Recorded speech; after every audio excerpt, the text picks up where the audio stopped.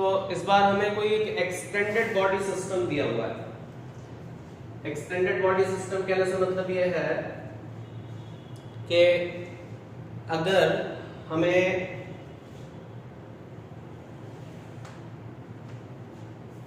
ये एक extended body system दिया हुआ है, ये सेंटर ऑफ मास है, ये यहाँ पर y, ये वाली एक्सिस x है, और ये हमें इस पर्टिकुलर इर्रेगुलर शेप ऑब्जेक्ट का हमें सेंटर ऑफ मास कहीं पर कैलकुलेट करना है कि इसका सेंटर ऑफ मास की पोजीशन क्या होगी। We have to calculate the position of centre of mass for the given system. ठीक है, तो अब अगर हमें किसी सेंटर ऑफ मास की पोजीशन अगर हमें कैलकुलेट करनी है तो क्या कंडीशन देखें जरा। If a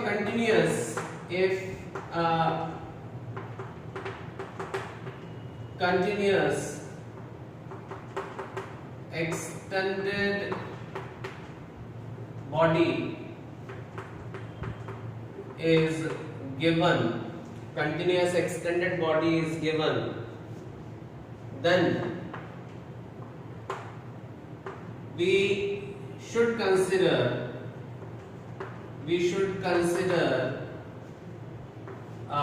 small mass element on the body. We should consider a small mass element on the body. Body पर एक स्मॉल मास एलिमेंट आप कंसीडर करो, कहीं पर भी कोई कंसीडर कर लो। मान लो सपोज हमने यहाँ पर कोई कंसीडरेशन रखा कि ये हमने एक छोटा सा स्मॉल मास dm कंसीडर कर लिया and it is at distance small r from the origin. अगर यहाँ से आप सेंटर ऑफ मास की डिस्टेंस निकाल रहे हो तो ये r डिस्टेंस पर है, ओरिजिन से r डिस्टेंस पर सेंटर ऑफ मास की पोजीशन यहाँ पर बन रही है। ये हमने मान लिया कि एक छोटा सा मास हमने यहाँ पर कहीं पर कंसीडर किया। ठीक है, अब जब ये छोटा सा मास हमने यहाँ पर कंसीडर कर लिया and if the position of centre of mass is somewhere here, this is the position of centre of mass, okay, which is given by r centre of मास। तो हम कैसे निकालेंगे? तो स्मॉल मास एलिमेंट हमने consider किया body पर किसी भी एक पर्टिकुलर पॉइंट पर। ठीक, तो centre of mass for the system of particle, अगर इस सिस्टम इस कंप्लीट बॉडी का मास जो है वो हमने कितना मान लिया, mass of complete body and mass of complete body is capital M, जो मास है बॉडी का वो कैपिटल M है। तो therefore सेंटर ऑफ मास अगर आप इस कंडीशन में उल्टा लिखोगे तो सेंटर ऑफ मास, क्योंकि हमने उसको एक स्मॉल सेगमेंट वहां पर कंसीडर किया है, तो हमारे पास जो फॉर्मूला होता है वो होता है MI RI, और I इज इक्वल टू 1 से लेके n नंबर ऑफ पार्टिकल जो भी हैं divided by summation of total mass, that means I is equal to 1 to n। Clear? Then after, if we calculate center of mass for a small element, elemental part, r center of mass अगर आप calculate करोगे, then you should calculate it by the integral of dm into r divided by complete integral. Okay, integral of dm into r divided by integration complete value का। तो complete value का जब आप integration करोगे तो उस case में complete value का इंटीग्रेशन आप करोगे तो उसमें क्या होना चाहिए, देखो जरा dm का इंटीग्रेशन टोटल मास के लिए, तो r सेंटर ऑफ मास अगर हम यहाँ पर लिखेंगे तो इसका dm का इंटीग्रेशन तो हो जाएगा m। ठीक, और इसको हम लिख देते हैं 1/m टोटल मास। अब जो इंटीग्रेशन हमें करना है वो करना है किसका, dm into r। तो हमें पोजीशन कैलकुलेट होगी सेंटर ऑफ मास की। ठीक है, और अगर आपने इसकी कैलकुलेशन किया है सेंटर ऑफ मास का x सेंटर ऑफ मास और y सेंटर ऑफ मास के रिस्पेक्ट में, देयरफॉर पोजीशन कोऑर्डिनेट्स अगर हम इसमें निकालेंगे तो पोजीशन कोऑर्डिनेट्स में x सेंटर ऑफ मास की position it is 1/m integral of dm with respect to x vector, तो ये x सेंटर ऑफ मास की पोजीशन होगी, और y सेंटर ऑफ मास के रिस्पेक्ट में अगर आप निकालोगे तो सिमिलरली y सेंटर ऑफ मास कितना हो जाएगा 1/m integral dm into y vector, तो ये y सेंटर ऑफ मास की पोजीशन निकल आएगी। देख लीजिए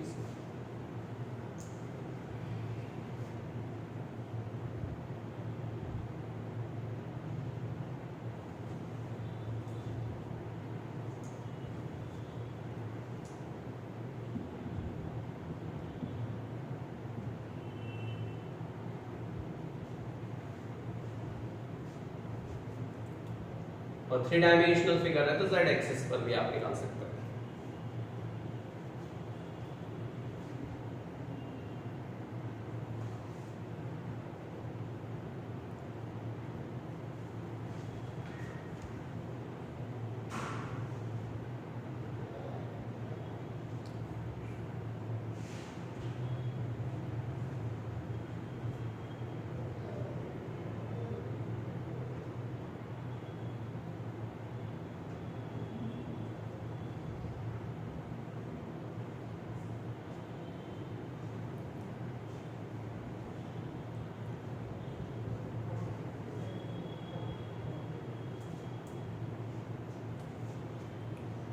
डन।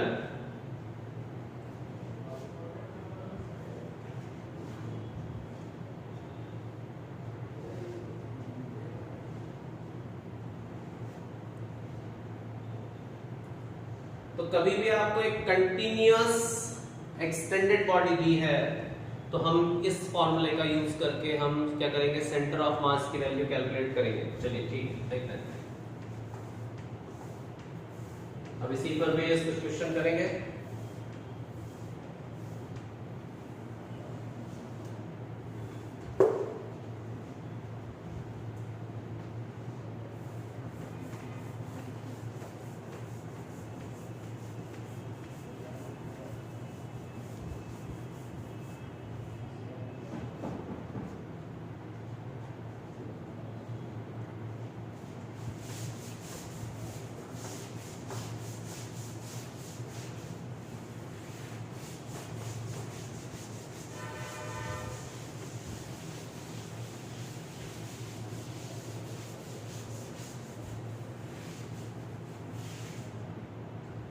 चलिए नेक्स्ट देखते हैं। एक क्वेश्चन लिखते हैं और आप लोग बहुत अच्छे से जानते हो कि सेंटर ऑफ मास कहाँ होना चाहिए। A uniform rod of length L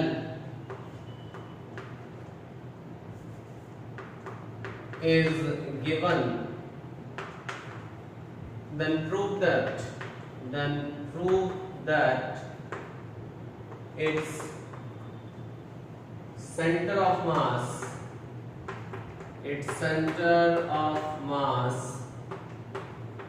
will lie at the center of rod। ठीक है, इसका सेंटर ऑफ मास जो होगा उसके सेंटर पर होगा, ये तो अपन को पता है, क्योंकि अगर रॉड जो है वो यूनिफॉर्म है तो डेफिनेटली सेंटर ऑफ मास इसका कहां पर होना चाहिए, उसके सेंटर पर ही होना चाहिए। तो अगर ये सेंटर पर होगा तो let's see how we can solve this particular condition. So we can assume if length is L and mass is n and mass uniform दिया है तो हम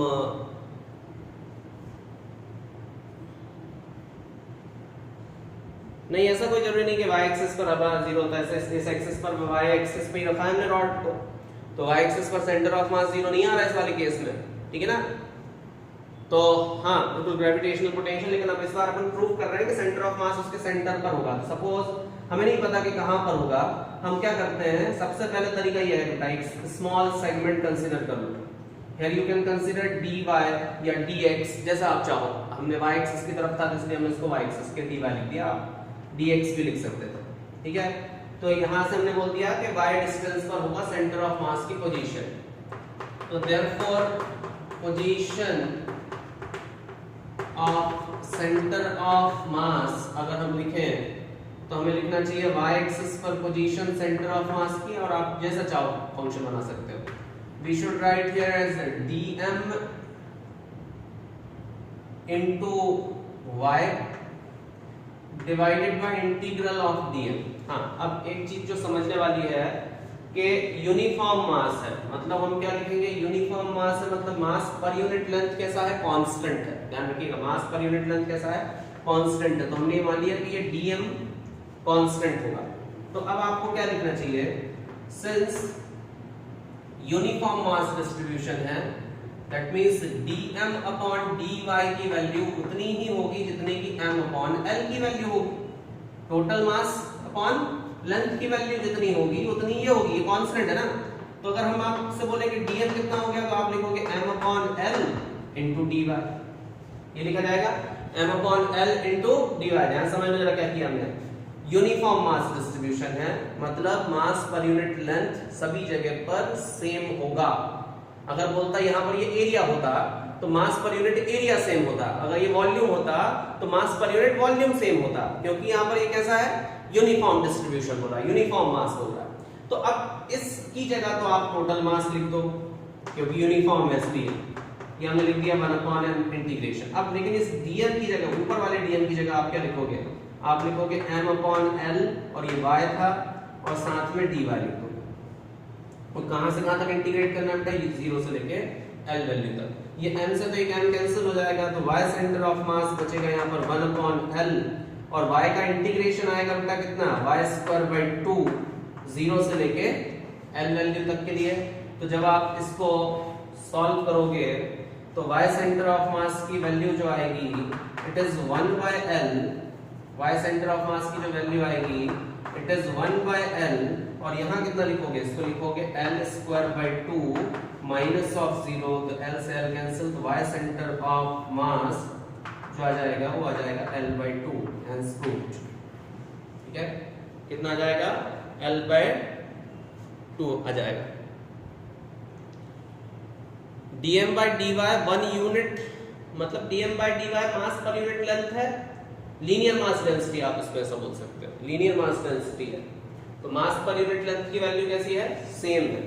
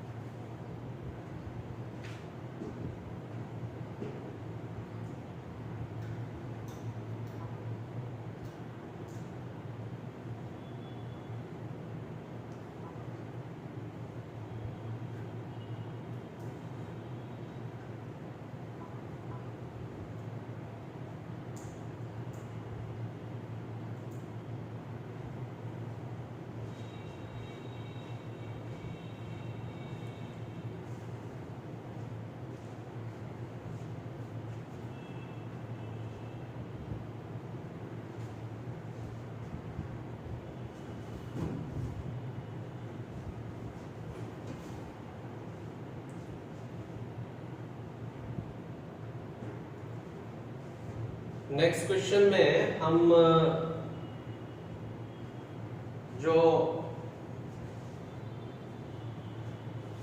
लीनियर मास डेंसिटी लेंगे वो कांस्टेंट नहीं ले रहा है। इस वाले केस में हमने कांस्टेंट ली थी, अब अगले केस में लीनियर मास डेंसिटी की वैल्यू कांस्टेंट नहीं ले रहा है, ठीक है ना, ध्यान दीजिएगा।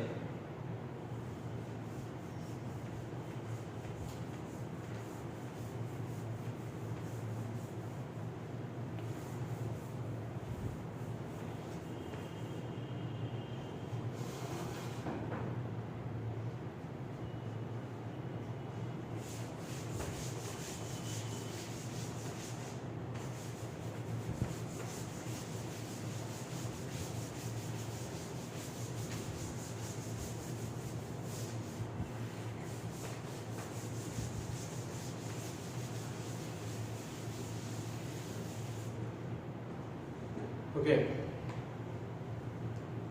The next question is, a rod of length L has a variable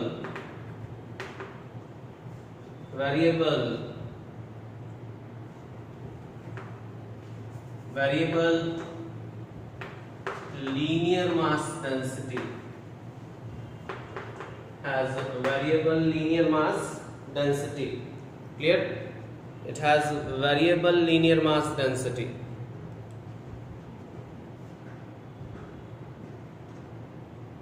Okay, which is given by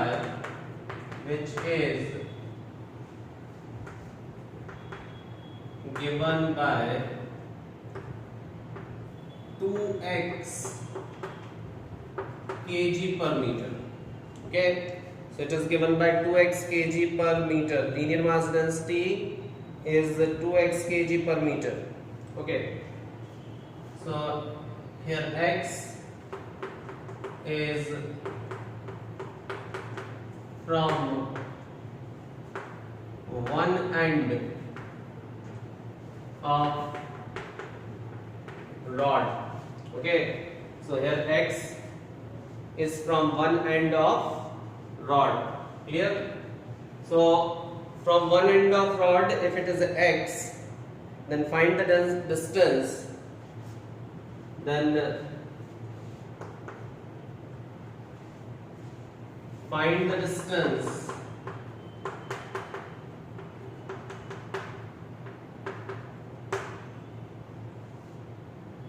of center of mass. Clear? निकालो निकाल के बताओ।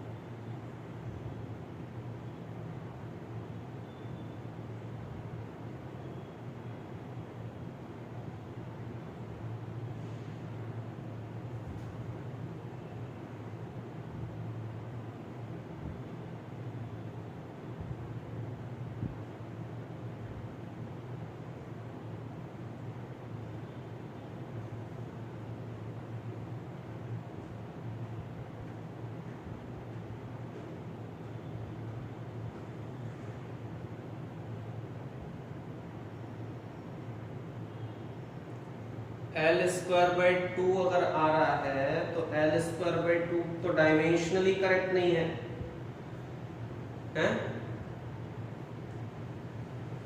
एल स्क्वायर बाई 2 तो डायमेंशनली करेक्ट नहीं हो सकता ना।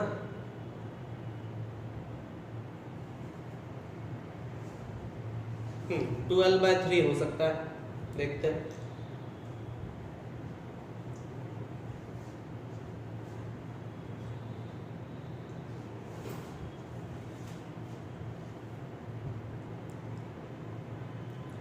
बाकी लोग भी भैया 11th में ही हो ना, सब लोग सब आंसर करा करो ना, कुछ ना कुछ सॉल्व करने की कोशिश तो करो, जैसा हमने बताया वैसा करो, उसी स्टेप को तो फॉलो करना है।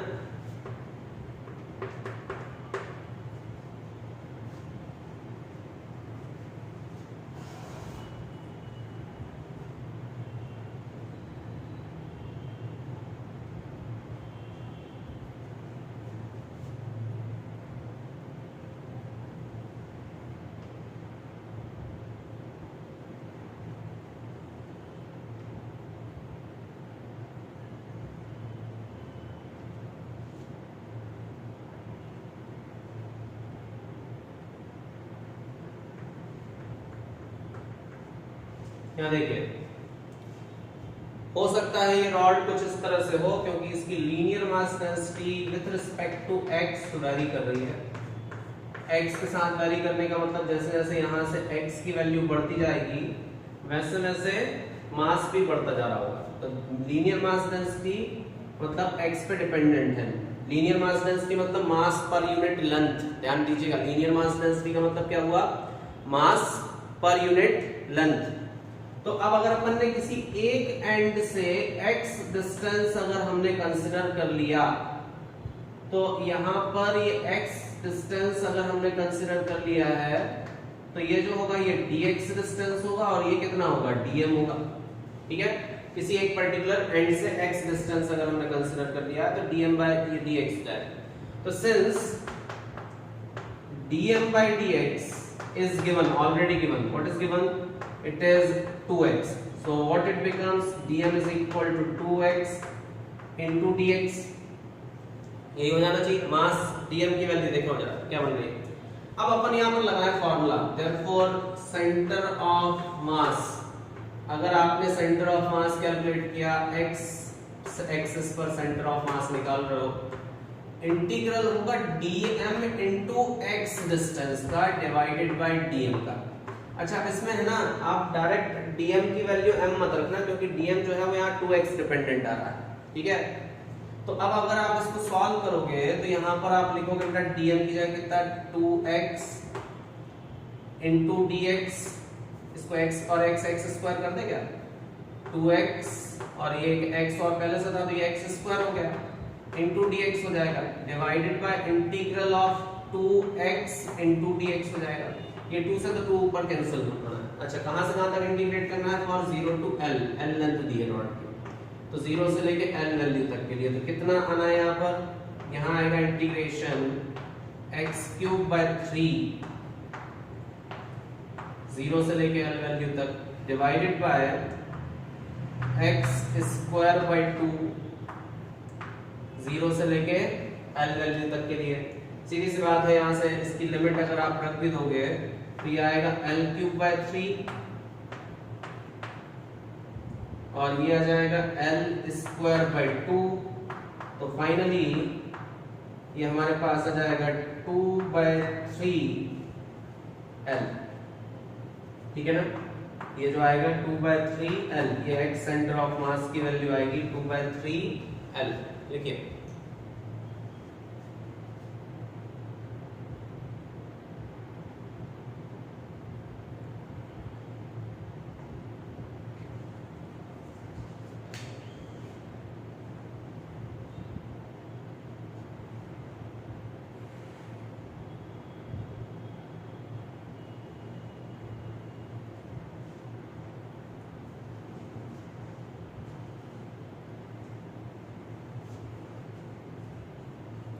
dm को m इसलिए नहीं लिखा डायरेक्ट, हम इसलिए नहीं लिख सकते क्योंकि यहाँ पर dm जो है वो x डिपेंडेंट है। अगर यूनिफॉर्म सिस्टम होता तो dm का इंटीग्रेशन आप m लिख सकते थे। हाँ, लेकिन m आना चाहिए इसके हिसाब से, लेकिन एक कंडीशन क्या बन रही है कि जैसे जैसे x वेरी कर रहा है वैसे वैसे m वेरी कर रहा है, तो हर जगह का m कांस्टेंट थोड़ी है ना। और अपन ने जो फंक्शन बनाया है वो मास डिपेंडेंट है ही नहीं, वो तो x डिपेंडेंट है, इसलिए आप उसको m ना रखो, ज्यादा अच्छा होगा।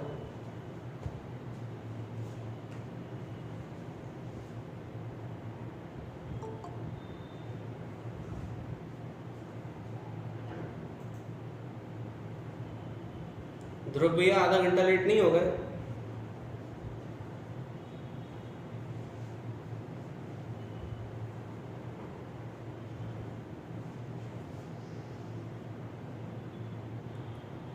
हो गया?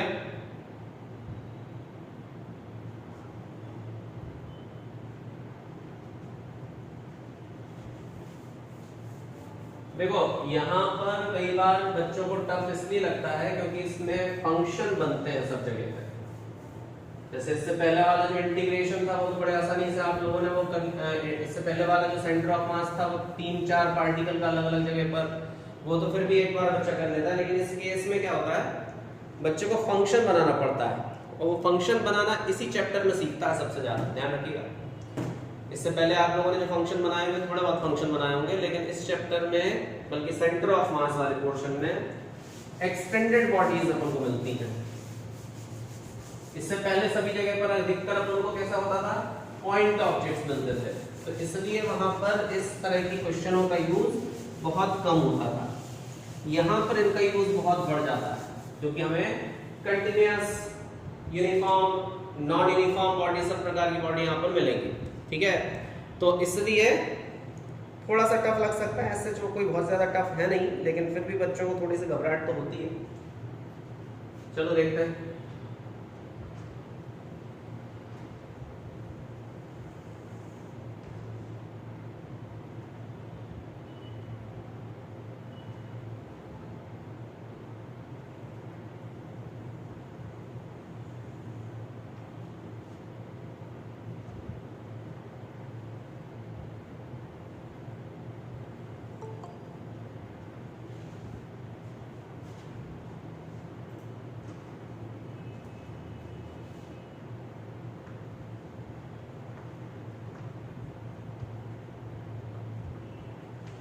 चलिए देखते हैं, नेक्स्ट हेडिंग है हमारे पास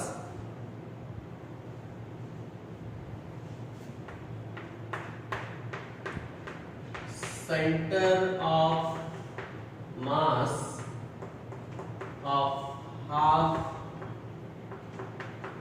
uniform ring. Okay, so centre of mass of half uniform ring. तो हाफ यूनिफॉर्म रिंग के लिए सेंटर ऑफ मास कैलकुलेट करना है। ठीक है, तो अब इसमें भी अलग अलग कंडीशन हम बना के बताते हैं आपको कि किस तरह से हम इसको सॉल्व कर सकते हैं। ठीक है ना, समझिएगा। अगर आप इस पर्टिकुलर रिंग को देखो, इस रिंग का मास हम मान लेते हैं कि m है, यूनिफॉर्म मास है, और इसकी रेडियस हम मान लेते हैं कि r। ठीक है, और इसको हमने इसके सेंटर से एक हाइपोथेटिकल सेंटर जो होना चाहिए इसका, वो ये ओरिजिन मान लिया, तो ये एक x एक्सिस बना ली और इसकी एक y एक्सिस बना ली। अब इस पर्टिकुलर रिंग का हमें सेंटर ऑफ मास की पोजीशन कैलकुलेट करनी है। ठीक है ना, रिंग की हमें सेंटर ऑफ मास की पोजीशन कैलकुलेट करनी है। चलो सीखें क्या करना है। सबसे पहले तो ये देखो, अगर हमें इसकी रिंग की सेंटर ऑफ मास की पोजीशन कैलकुलेट करनी है, तो सबसे पहले तो भैया आपको क्या करना पड़ेगा, इस रिंग पर एक स्मॉल एलिमेंट लेना पड़ेगा। यही करते हैं ना अभी तक अपन लोग, जितना अभी तक इन सब में किया था वैसे ही इसमें करना। क्या करेंगे, सबसे पहले एक स्मॉल एलिमेंट लेंगे। कहां पर ले, कोई सी भी एक जगह पर ले लो। लेकिन होता क्या है कि जैसे हम देखते हैं कि अगर हम यहां पर एक स्मॉल एलिमेंट लेते हैं, तो स्मॉल एलिमेंट जो है अगर यहां ले, तो इस पर्टिकुलर डायरेक्शन में यहां से जब हम इसको सेंटर पर मिलाएंगे, ठीक, तो इस सेंटर पर मिलाने पर ये छोटा सा एंगल बनता है। ठीक है, एकदम छोटा सा पार्ट तो है, ये छोटा सा हमने ये डीएम हिस्सा अगर हमने लिया है, तो इस डीएम हिस्से का एक छोटा सा एंगल बनता है विच इज डी थीटा, और ये एंगल जो है ये थीटा है। ठीक है, तो एक डी थीटा ले लिया, एक थीटा ले लिया। अब आप चाहते ना तो देखना जरा, आप थीटा यहां से भी ले सकते थे, वर्टिकल एक्सिस से भी ले सकते थे, आप एक्स एक्सिस से भी ले सकते हो, डिपेंड करेगा आपके ऊपर। फिर क्या कोई अंतर आएगा क्या? हाँ, अंतर आएगा, लिमिट में अंतर आएगा। अगर आप यहां से लेते हो तो इसको अपन को पूरा अगर रिंग के लिए निकालना है तो अपन को इंटीग्रेट करना पड़ेगा 0 एंगल से लेके 180 डिग्री तक के लिए। ध्यान सुनिएगा, बहुत अच्छे समझ लो। अगर आपने यहां से थीटा लिया तो आप इसमें लिमिट जब लगाओगे तो यहां से लेके यहां तक पूरा इंटीग्रेट करोगे, तो 0 से लेके 180 डिग्री तक के लिए इंटीग्रेशन करना पड़ेगा। लेकिन इन केस अगर आपने एंगल यहां से लिया होता तो उस कंडीशन में ये एंगल 0 होता। तो ये वाला एंगल अगर आप लेते यहां, तो ये π/2 हो जाता यहां से, और यहां से यहां तक लेते तो ये भी π/2 हो जाता। तो अब आप क्या करते, -π/2 से लेके +π/2 या +π/2 से लेके -π/2 तक का आपको इसको इंटीग्रेशन करना पड़ता। बात समझ में आई ना? तो लिमिट में अंतर आ जाएगा, समझ में आया ना? लिमिट में अंतर आ जाएगा, आप एंगल कहीं से भी ले लो। दूसरी चीज ये है कि अगर हम इसमें यहां से देखें तो अगर इस मास को आप इधर लोगे इधर लोगे तो एंगल अलग होगा, इधर लोगे तो एंगल अलग होगा, इधर लोगे तो एंगल अलग होगा। तो आप ये तो बोल सकते हो ना कि with respect to vertical distance अगर आप जैसे जैसे अलग अलग जगह पे लेते हो तो y की वैल्यू वेरी कर रही होगी। मतलब सेंटर ऑफ मास जो है वो y एक्सिस के साथ वेरी कर रहा है ना। x एक्सिस पे तो है ही नहीं सेंटर ऑफ मास, क्योंकि यहाँ तो कहीं ना कहीं से कहीं तक कोई मास ही नहीं है। तो हमने इसको बोल दिया कि y एक्सिस के साथ ये वेरी कर रहा होगा। तो हम इसको यहाँ पर ये वाली साइड अगर हम बोल देते हैं ये r है, then this will be r sin theta होना चाहिए ना। ये r sin थीटा होगा ना, परपेंडिकुलर है। और ये कितना होना चाहिए, ये r cos थीटा होगा। होगा कि नहीं होगा, देख लीजिए जरा इस वाले कंडीशन में कि ये वाला जो एंगल होगा x एक्सिस पर कुछ है ही नहीं यहाँ पर, ये तो खाली जगह है, डिस्क थोड़ी है, ये तो रिंग है, रिंग सिर्फ इधर है। तो अगर आप इधर मास लोगे तो अभी वो चेंज हो रहा होगा ना, मास कहीं ना कहीं ऊपर यहाँ कहीं पर भी सेंटर ऑफ मास अगर बन रहा होगा तो होगा तो ये y एक्सिस की तरफ ना, x एक्सिस पर तो कोई मास है ही नहीं ना यहाँ पर, वो देखते हैं अपन। ठीक है, तो हम अगर लिखें इसमें कि dm क्या है, इसमें हमें बोलना चाहिए क्योंकि यूनिफॉर्म रॉड है, अगर हमने यूनिफॉर्म रिंग है, यूनिफॉर्म रिंग है, if ring is uniform then mass is distributed uniformly। Okay, mass जो है वो कैसा डिस्ट्रीब्यूट हो रहा होगा, यूनिफॉर्मली डिस्ट्रीब्यूट हो रहा होगा। डिस्ट्रीब्यूट हो रहा है यूनिफॉर्मली, मतलब अगर आप जैसे जैसे ऊपर की तरफ जाओगे ना तो हर एंगल पर उतना मास है जितना एक यूनिट एंगल पर होगा। मतलब कहने का ये हुआ कि हम अगर ये बोले ये मास कितने एंगल पर डिस्ट्रीब्यूट है तो आप बोलोगे 180 डिग्री पर, तो m अपॉन पाई लिख दिया। तो क्या उतना ही मास छोटे एंगल पर भी होगा, बिल्कुल होगा, dm बाई डी थीटा पर भी उतना ही मास होगा। तो अगर आप यहाँ पर देखोगे तो dm की वैल्यू कितनी आ रही है, m upon pi into D theta. अब इधर से ये चीज तो क्लियर हो गई, मास किस पर डिपेंड कर रहा है, एंगल पर। मास किस पर डिपेंड कर रहा है, एंगल पर। पिछले केस में मास किस पर डिपेंड कर रहा था, x एक्सिस पर। तो यहाँ जो मास है वो एंगल पर डिपेंड कर रहा है, मतलब अब जो फंक्शन बनेगा वो एंगल का ही बनेगा। किसका बनेगा बेटा, फंक्शन जो बनेगा it will be of particular angle. ठीक है, तो हम यहां लिखे हैं since ring is symmetrical about y axis पर सिमेट्रिकल है, दोनों तरफ आधा आधा डिस्ट्रीब्यूटेड है। ठीक है ना, y एक्सिस के दोनों तरफ आधा आधा डिस्ट्रीब्यूटेड है। तो therefore center of mass will lie on y axis। Okay, that means centre of मास उस केस में कहां पर होगा, y एक्सिस पर ही होगा। तो centre of mass y axis पर होना है। चलिए देख लेते हैं। तो फाइनली अगर आप इस केस में ध्यान से समझो तो जो सेंटर ऑफ मास की पोजीशन हम निकालने वाले हैं, r सेंटर ऑफ मास या y centre of mass, it is given by integral of dm into dm into r। अब तुमको लिखना है तो ये y एक्सिस के लिए अगर निकाल रहे होगे तो ये r sin थीटा लिखा जाए। ठीक है, एंड डिवाइडेड बाय dm, ऐसा लिखें, डिवाइडेड बाय dm, इस तरह से हम लिख देते हैं उसमें। तो dm का इंटीग्रेशन यहां ध्यान रखना, अगर आपने इसका सिर्फ dm है ना तो dm का आपने इंटीग्रेशन कर दिया तो थीटा आएगा, और 0 से लेके 180 तक मतलब पाई एंगल तक करोगे तो पाई से पाई कैंसिल हो जाएगा तो m आ जाएगा। तो इसका तो इंटीग्रेशन डायरेक्ट 1/m इसमें लिख सकते हैं क्योंकि यूनिफॉर्म डिस्ट्रीब्यूशन है। अब dm की वैल्यू अगर आप यहां लिखते हो तो आपको लिखना पड़ेगा m अपॉन पाई r sin theta into d theta. और कहां से कहां तक इंटीग्रेट करना है, 0 से लेके पाई वैल्यू तक के लिए इंटीग्रेट करना है। m से m कैंसिल हो रहा है तो यहां पर बच रहा है r sin थीटा का इंटीग्रेशन आता है माइनस cos थीटा, है ना। तो माइनस cos थीटा वैल्यू इसकी बनेगी, और और ये पाई यहाँ पर था, माइनस कॉस थीटा कहाँ से कहाँ तक आ जाएगा, 0 से लेके पाई वैल्यू तक के लिए। तो इसको यहाँ ये अलग टर्म था, है ना।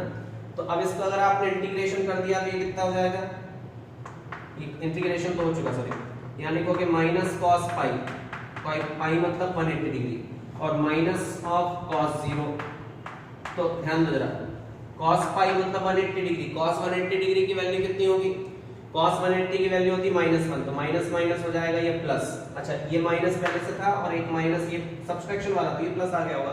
तो फाइनल जो आंसर आ रहा है वो यहाँ लिख देते हैं हम, इट इज इक्वल टू 2r/पाई। इसका सेंटर ऑफ मास जो आएगा वो y एक्सिस पर 2r/पाई आएगा।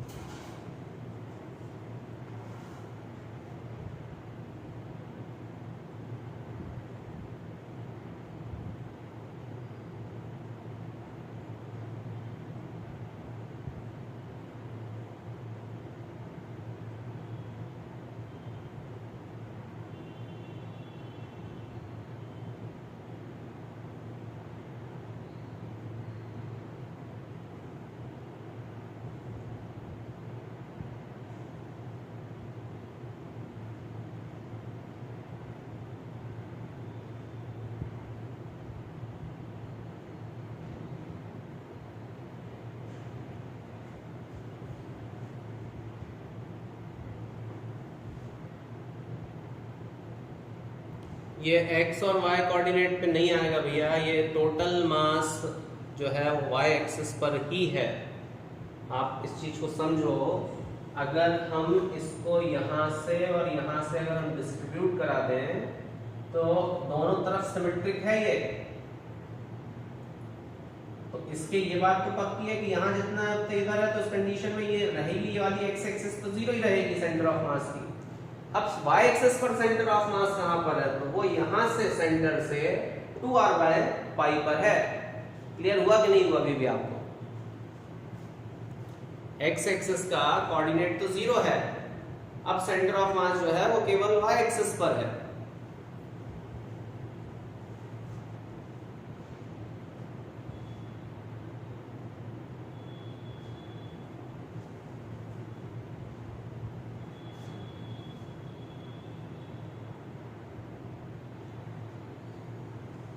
अच्छा एक बार बताओ, ये कंप्लीट एक प्लेट होती तो सेंटर ऑफ मास उसके सेंटर पर ही होता ना। अब आधी हो गई, तो अब अगर आप उसको बैलेंस करना चाह रहे होगे तो कहाँ, इधर बैलेंस करोगे, इधर बैलेंस करोगे कि इसी लाइन पर यहाँ कहीं बैलेंस करोगे, इधर ही कहीं बैलेंस करने की कोशिश करोगे ना।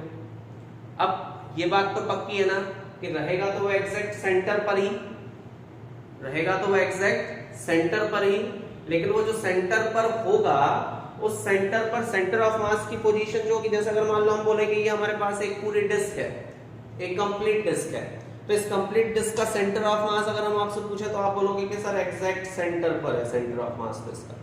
और अब अगर हम इसको ऐसे रख लेंगे तो ये बैलेंस भी हो जाएगा, ठीक है।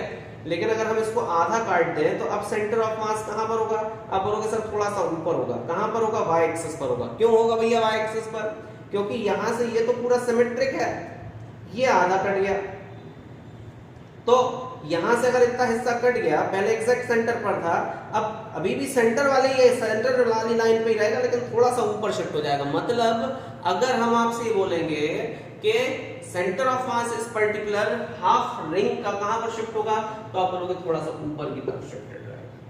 ये रिंग है, रिंग के अंदर नहीं है सेंटर ऑफ मास, ध्यान रखना, रिंग के बाहर है सेंटर ऑफ मास, और वो कहां पर है, 2r/π पर है। कहां पर है वो, 2r/π पर है, ध्यान रखिएगा।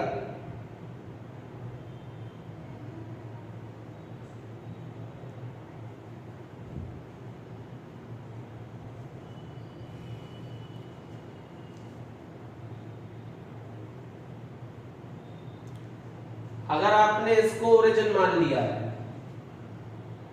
तो इंटीग्रेशन अगर आप करोगे तो या तो यहां से यहां करोगे, भाई दो तरीके से इंटीग्रेशन किए जा सकते हैं।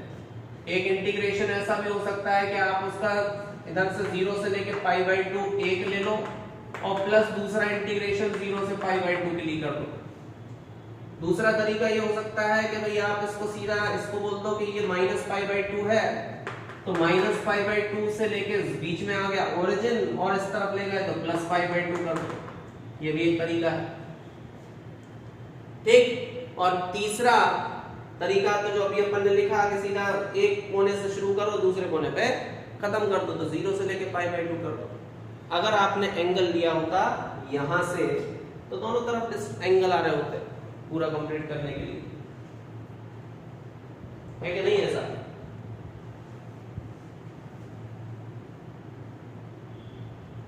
ठीक है,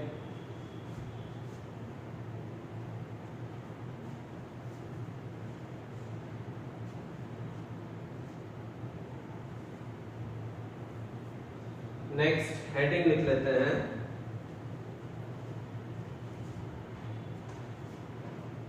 centre of mass of half uniform disc. अभी जो हम इसको एक रिंग मान रहे थे, अब वो रिंग नहीं है,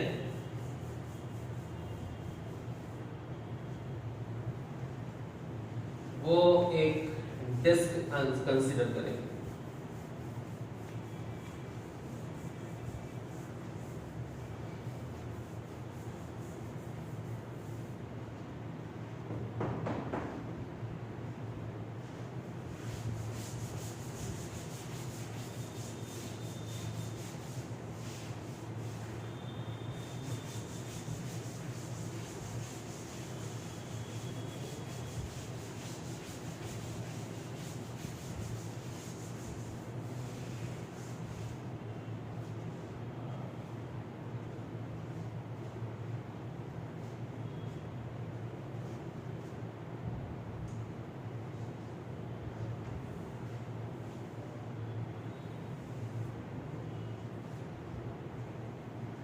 चलिए देखते हैं।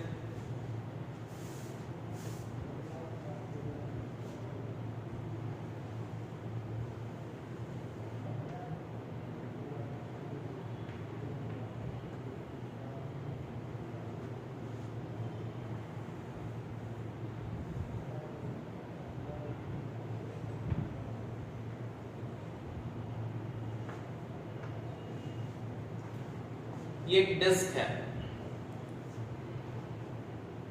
and I think you can imagine the condition। अभी अपन ने जो लिखा था ना बेटा, वो रिंग था। अरे रिंग और डिस्क में अंतर नहीं समझते? डिस्क पूरा रिंग एक छल्ला है, एक वायर है, जिसको अपन ने ऐसा मोड़ दिया, अंगूठी है, अंगूठी को आधा काट दिया तो वो रिंग है। और डिस्क क्या है, एक प्लेट को आधा काट दिया तो वो डिस्क है। तो डिस्क में पूरी अंदर भी मास डिस्ट्रीब्यूटेड होगा, रिंग में अंदर मास, ठीक है, रिंग में अंदर मास नहीं होगा। समझ में आया? अब इस क्वेश्चन को सॉल्व करने के लिए या इस कंडीशन को सॉल्व करने के लिए आपको पिछला वाला केस दिमाग में आना बहुत जरूरी है कि पिछले केस में हमने एक रिंग ली थी और उस रिंग की वजह से सेंटर ऑफ मास जो आ रहा था वो कहीं पर y एक्सिस पर ही आ रहा था, और वो जो y एक्सिस पर सेंटर ऑफ मास था उसकी वैल्यू थी 2r/पाई। याद रखिएगा कितनी थी, 2r/पाई, क्योंकि हर क्वेश्चन आप बैठ के अगर निकालने बैठोगे हर चीज का डेरिवेशन तो संभव नहीं है, इसलिए कुछ चीजें तो आपको याद रखनी पड़ेगी। तो क्या रखना है, 2r/पाई, ठीक है ना, किसकी वजह से निकला था, रिंग के। अब अगर अपन ऐसा कंसीडर कर ले, ध्यान समझ में आ रहा है कि हमारे पास एक छोटी सी रिंग है, इसके ऊपर एक और रिंग है, इसके ऊपर एक और रिंग है, इसके ऊपर एक और रिंग है, इसके ऊपर और एक और रिंग है, ऐसी बहुत सारी रिंग हमने पास पास सटा सटा के रख दी। और अगर ऐसी बहुत सारी रिंग अगर हमने इस तरह से पास पास रख दी होंगी तो कोई एक कंडीशन ऐसी बनेगी ना कि थोड़ी देर बाद क्या बन जाएगी, डिस्क बन जाएगी। ऐसा होगा कि नहीं, ठीक है। और अगर वो डिस्क बन जाएगी तो हम क्या करें, हम ऐसी ही बहुत सारी छोटी छोटी रिंगों को रख देते हैं, और ऐसी बहुत सारी छोटी छोटी रिंग को अगर अपन लोग रख देते हैं ना बेटा, और उसका अगर अपन 0 से लेके r वैल्यू तक का हम इंटीग्रेशन ही कर दें, r रेडियस तक है ना, टोटल रेडियस इसकी r है, टोटल मास इसका m है, यूनिफॉर्म डिस्ट्रीब्यूशन है, तो रेडियस तक अगर अपन इंटीग्रेशन कर दिया तो हमारे पास इसका निकल जाएगी, डिस्क का सेंटर ऑफ मास कैलकुलेट हो जाएगा। तो देखिएगा, to calculate center of mass of disk we can assume if number of rings are arranged in continuous manner, then they can form a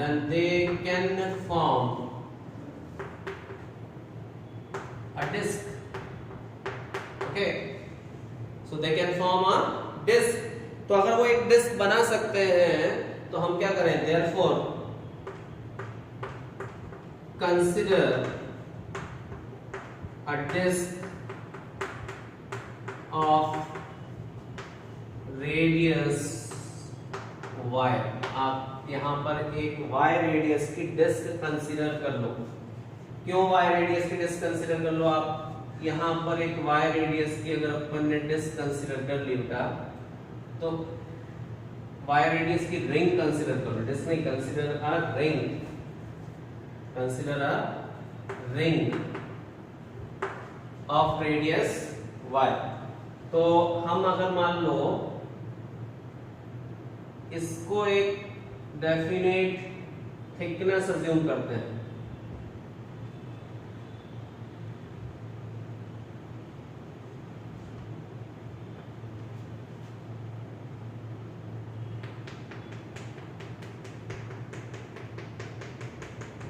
ठीक। तो यहां से लेके यहां तक की ये जो हमारे पास डिस्टेंस आ गई, दिस विल बी y, और इस रिंग की जो हमने थिकनेस कंसीडर की है इट इज dy, ठीक है ना। इस रिंग की थिकनेस हमने क्या कंसीडर की है, dy। अच्छा, अब अगर आप इस रिंग का सेंटर ऑफ मास की पोजीशन निकालोगे तो वो तो कितनी होगी, सेंटर ऑफ मास की पोजीशन अगर इस रिंग की निकालोगे तो वो होगी कितनी, 2y/पाई, है ना। तो अगर हम लिखें since center of mass of ring for given ring, तो इस रिंग का सेंटर ऑफ मास होना चाहिए 2y/पाई पर होना चाहिए। कहां पर होना चाहिए, 2y/पाई पर होना चाहिए। इसका सेंटर ऑफ मास 2y/पाई पर आएगा, मतलब यहां पर कहीं पर होगा इसका सेंटर ऑफ मास, और इसी सेंटर ऑफ मास के रिस्पेक्ट में अपने इसकी सॉल्विंग करते चलेंगे। तो therefore centre of mass for disc अगर अपन कैलकुलेट करें तो centre of mass for disc if you calculate तो आपको लिखना चाहिए इंटीग्रल dm, और यहां से अपन को लिखना चाहिए इस कितनी दूरी पर इसकी पोजीशन बनेगी, पोजीशन वेक्टर। तो यहाँ हम लिख देते हैं 2y बाय पाई, ठीक है, divided by dm, divided by dm, ठीक है। तो अब इस कंडीशन में अगर हम लिखें इसमें, तो क्योंकि ये डिस्क है तो इसमें मास पर यूनिट एरिया कांस्टेंट होना चाहिए, तो हम यहाँ लिखेंगे since disc is uniform, disc is uniform, therefore mass per unit area is constant. तो मास पर यूनिट एरिया जो होगा वो कैसा हो जाएगा, कांस्टेंट हो जाएगा। मतलब अगर हम लिखेंगे m upon pi r square, m upon pi r square अगर हमने यहाँ पर लिखा तो ये हो जाना चाहिए dm अपॉन da, ठीक है, पाई आर स्क्वायर बाय 2, क्योंकि पाई आर स्क्वायर हाफ सर्कल है, हाफ डिस्क है। तो जो dm की वैल्यू निकलेगी वो देखिए जरा, वो कितनी आ रही है, 2m upon pi r square, ठीक है, 2m upon pi r square into da मतलब area of this part only, किसका, जो पट्टी बनाई है ना अपन ने, जो रिंग बनाई है उस रिंग का एरिया। तो उस रिंग का एरिया कितना होगा, इसकी लेंथ कितनी है पहले ये बताओ। जैसे एरिया कैसे निकालोगे, अगर मान लो ये स्ट्रिप है तो इस स्ट्रिप की अगर आपको एरिया निकालना है, सिर्फ इस स्ट्रिप का एरिया, तो आप बोलोगे इसकी जो भी विड्थ है और जो भी लेंथ है, तो लेंथ इनटू विड्थ इसका क्या हो जाएगा, एरिया हो जाएगा। तो इस स्ट्रिप की लेंथ कितनी है, आप कंप्लीट सर्कल की बोलते तो 2 पाई आर होती, तो इसकी तो होगी 2 पाई आर की जगह कितना, पाई वाई, और थिकनेस कितनी है, वो है dy, ठीक है। तो पाई से ये पाई कैंसिल हो गया, तो ये dm की वैल्यू आ रही है जो कि y डिपेंडेंट है, dm की वैल्यू आ रही है जो कि कैसी है, y डिपेंडेंट है, क्योंकि इसमें मास है तो मास अपन रख सकते हैं, total mass m integration of dm m कर दो और r सेंटर ऑफ मास इसको सॉल्व कर दो, तो ये हो जाएगा 1/m। ध्यान रखिएगा dm की वैल्यू रख रहे हैं, कितनी है, 2m by r square into y into dy into 2y by pi, clear. तो m से तो ये m कैंसिल हो जाएगा, 2 और 2 हो जाएगा कितना, 4, है ना, ये हो जाएगा 4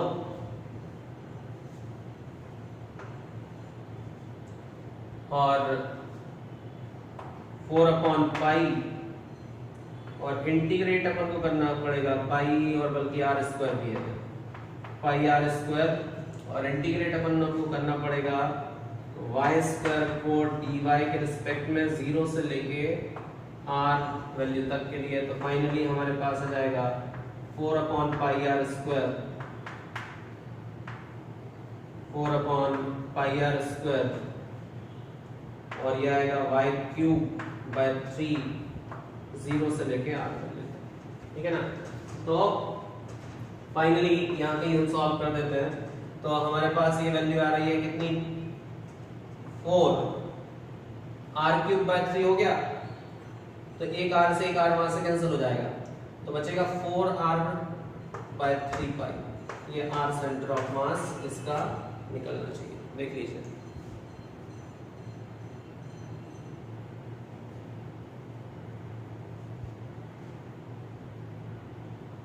एक्सट्रीमली राइट में जो dm की वैल्यू है उसमें dy समझ नहीं आया, dy ऐसा रखता भाई, इसकी लेंथ कितनी है, पाई आर पाई वाई, और थिकनेस कितनी है, dy, इसकी अपन ने थिकनेस भी मानी है ना dy, तो लेंथ कितनी लिखोगे इसकी, पाई वाई, और थिकनेस कितनी लिख रहे हो, dy, तो कितना हो जाएगा, पाई वाई इनटू dy, इसका एरिया हो जाएगा, क्लियर।